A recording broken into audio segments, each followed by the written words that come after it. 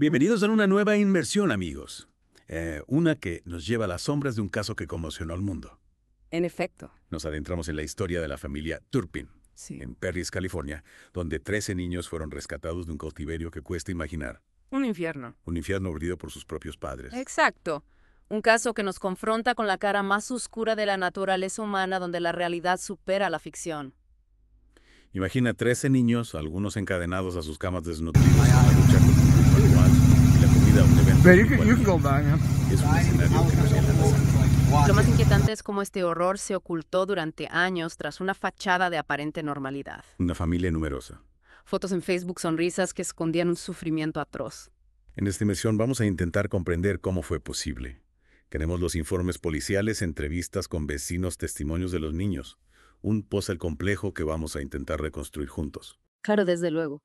Empecemos por el principio, ese 14 de enero de 2018, cuando una de las hijas de 17 años logró escapar.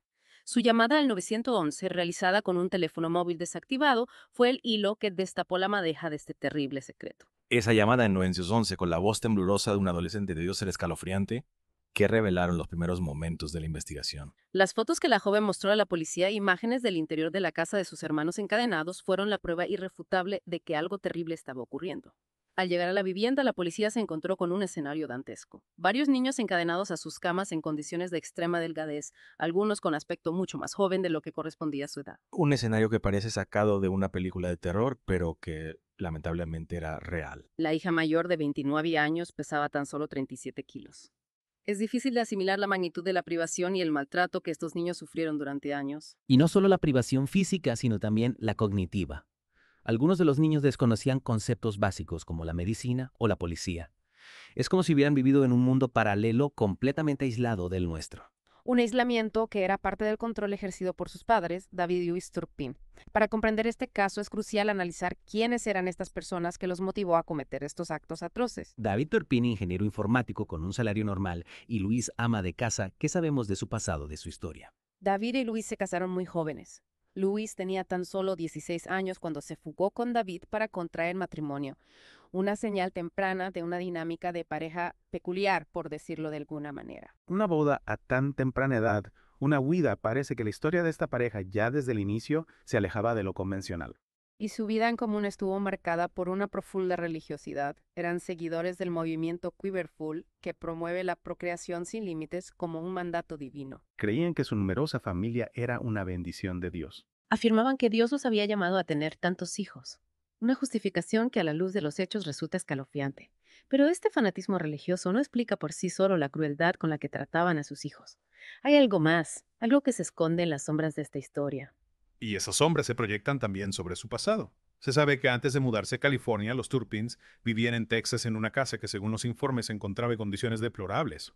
Excrementos por todas partes, cuerdas atadas a las camas, un escenario que prefiguraba el horror que se viviría en Perris, casualidad o un patrón de comportamiento que se repetía.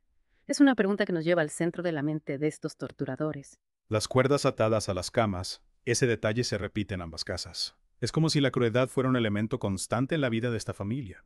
Y lo más aterrador es que durante años nadie pareció darse cuenta. Los vecinos de Perris describieron a los niños como silenciosos pálidos, con un comportamiento extraño, se movían como autómatas, con la mirada perdida. ¿Cómo es posible que nadie sospechara? Es difícil de creer que nadie se diera cuenta de lo que estaba ocurriendo. Es posible que los Turpin fueran maestros del engaño, o que el miedo y la indiferencia de su entorno les permitieran actuar con total impunidad. Lo cierto es que las señales de alarma estaban ahí, pero por alguna razón nadie las vio o nadie quiso verlas. Y mientras tanto, dentro de las paredes de esa casa, 13 niños vivían un infierno.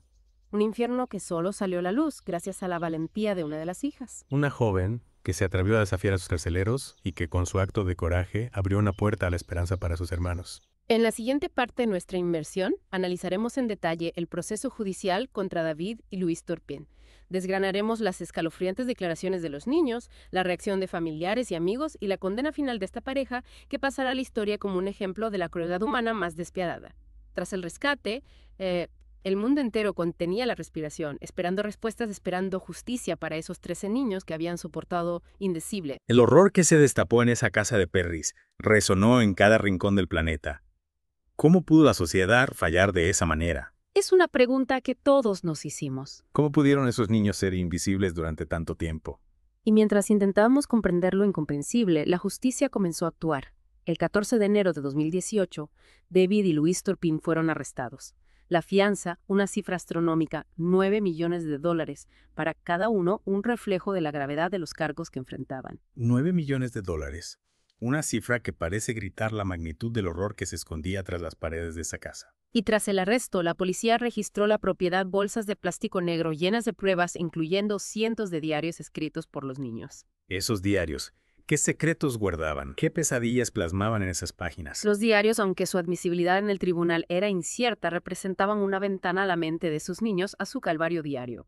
Y la policía también encontró evidencias de las torturas, cadenas, cuerdas, objetos que se convertían en símbolos de la crueldad infligida. Objetos cotidianos convertidos en instrumentos de tortura. Es escalofriante pensar en el miedo que debieron sentir esos niños al ver esas cadenas, esas cuerdas. El 18 de enero, los Turpin fueron formalmente acusados de 12 cargos de tortura, 12 cargos de secuestro, 7 cargos de abuso contra un adulto dependiente y 6 cargos de maltrato infantil. A David Turpin se le sumó un cargo adicional: cometer un acto lascivo con un menor de 14 años. Una lista de cargos que hiela la sangre. Cada cargo una puñalada a la inocencia de esos niños. El fiscal del distrito del condado de Riverside, Mike Hestrin, al anunciar los cargos, fue contundente. El abuso y la negligencia grave se intensificaron con el tiempo, declaró, y se agravaron cuando se mudaron a California. Es decir, el horror no nació de repente. Fue un crescendo de crueldad, un infierno que se fue construyendo poco a poco. El 24 de enero, en una breve audiencia, se impuso una orden de restricción que prohibía a los Turpin cualquier tipo de contacto con sus hijos durante 3 años. Una medida necesaria para proteger a los niños de cualquier posible intento de manipulación o intimidación. Un pequeño respiro para esos niños. Una barrera legal que los separaba de sus torturadores. Semanas después, el 23 de febrero, se presentaron 3 cargos adicionales de maltrato infantil contra la pareja y un cargo de delito grave contra Louise Turpin, individualmente agresión con lesiones corporales graves a un niño. La imagen de Louise, la madre sumisa, comenzaba a resquebrajarse. La investigación revelaba que Louise no era solo una espectadora pasiva, era una participante activa en el horror que se vivía en esa casa. Y mientras el proceso judicial avanzaba, el mundo se preguntaba cómo era posible que nadie, ni familiares ni amigos, sospechara de lo que ocurría. Las reacciones fueron de incredulidad, de conmoción. Es posible que los Turpin fueran tan hábiles en ocultar su verdadera naturaleza. En parte sí. Habían construido una fachada de normalidad, una imagen de familia feliz que proyectaban al mundo a través de las redes sociales. Pero también es cierto que hubo señales que fueron ignoradas. La hermana de Louise Turpin, en una entrevista televisiva, reveló que la pareja había experimentado con diferentes religiones, incluso con el intercambio de parejas. Un dato que nos habla de una búsqueda quizás desesperada que llenara el vacío existencial de esta pareja. Otra hermana de Louise admitió que había estado preocupada por el peso de los niños, pero la pareja siempre había evitado que tuviera contacto con ellos. Una señal que en retrospectiva parece un grito de auxilio silenciado. Y lo más sorprendente, algunos familiares y amigos creían que eran una gran familia feliz, basándose en las fotos que la pareja subía a Facebook. Las redes sociales es escaparate donde la realidad se distorsiona, donde la oscuridad se disfraza de luz. Una muestra más del poder de la imagen, de la manipulación, de la capacidad del ser humano para construir una realidad paralela. Mientras tanto, en la intimidad de su hogar, 13 niños sufrían en silencio. Un silencio que afortunadamente fue roto. La valentía de una de las hijas abrió las puertas del infierno y permitió que la justicia, aunque tardía, comenzara a actuar. En la última parte de nuestra inmersión, analizaremos la sentencia final del caso Turpin. Intentaremos comprender las motivaciones de esta pareja, las secuelas del abuso en los niños y reflexionaremos sobre las implicaciones de este caso para la protección de la infancia. Tras meses de angustia e incertidumbre, llegó el momento de la verdad para los niños Turpin y para una sociedad que observaba con horror el desarrollo de este caso. Un caso que puso en evidencia la fragilidad de los sistemas de protección infantil, la necesidad de estar alerta ante las señales de abuso, ante los silencios que esconden sufrimiento. Totalmente de acuerdo. El 20 de junio de 2018, David y Louise Turpin se enfrentaron a la justicia en una audiencia preliminar. La tensión era palpable en la sala del tribunal. El mundo entero esperaba una condena ejemplar para esta pareja que había infligido tanto daño a sus hijos. ¿Qué ocurrió en esa audiencia? ¿Cómo reaccionaron los Turpin ante la avalancha de cargos en su contra? Pues en un giro inesperado, David Turpin, de 57 años, y Louise Turpin, de 50, se declararon culpables de 14 cargos, incluyendo tortura, abuso de menores, abuso de adultos dependientes y encarcelamiento ilegal. ¿Declararse culpables? Sí. ¿Fue un acto de arrepentimiento o una estrategia legal para obtener una condena menor? Difícil saber qué pasaba por la mente de los Turpin en ese momento. Lo cierto es que su admisión de culpabilidad permitió a los niños evitar el trauma de revivir su calvario en un juicio público. Y finalmente llegó el momento de la sentencia. Un momento crucial no solo para los niños Turpin, sino para todos aquellos que esperaban que la justicia se hiciera cargo de este caso tan atroz. Así es, el 19 de abril de 2019, el juez Bernard Schwartz condenó a David y Louise Turpin a cadena perpetua con posibilidad de libertad condicional después de 25 años.